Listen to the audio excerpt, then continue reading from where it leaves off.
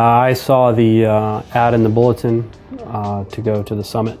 So my wife said, you should go to that. So as anything, she's always right.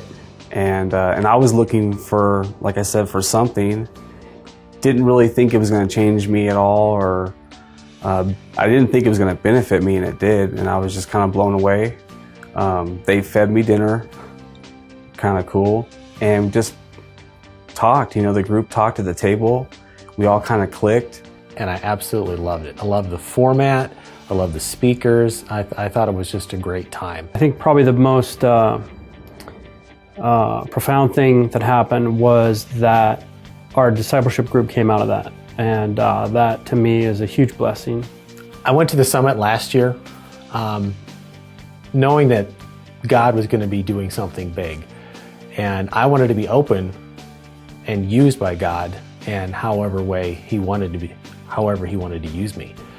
And it was pretty obvious sitting at the table as the summit progressed, but especially Saturday morning, that there was going to be a discipleship group started amongst the guys from our table. And the very next Saturday, we started meeting. And it was amazing to see over this past year how much growth each guy has shown. I'm starting to understand what it means to hear his voice and listen for things and try to find guidance with things.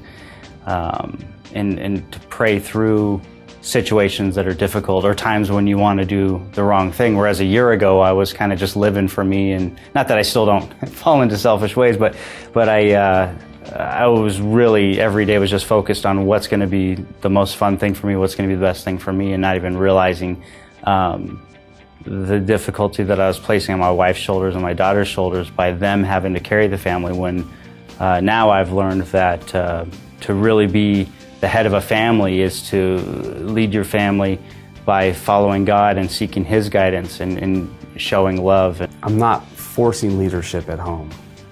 I'm just being the leader, and I'm not being a dictator. You know, if I'm waking up at 4:30 or 5 in the morning and you know what, I have a little time, I'll go ahead and break open the Bible and read some. And so before, I probably would just lay there or go back to sleep. We all suffer from the same temptations, and we all have the same struggles every day.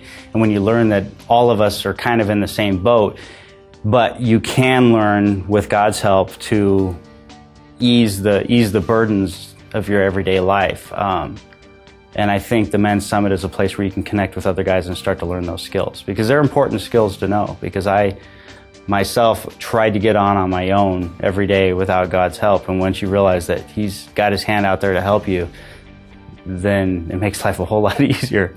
So the fellowship with other men and people that you can learn from, that's important. It was really incredible to see what happened last year as a result of the Men's Summit. I saw it personally. I saw the guys in my group really take a stand and really grow spiritually. And for every guy out there that's thinking about going to the summit, it really doesn't matter what your level of spiritual maturity is. You could be a rookie Christian, or you could be an elder of the church. But the Men's Summit is really something for every guy out there.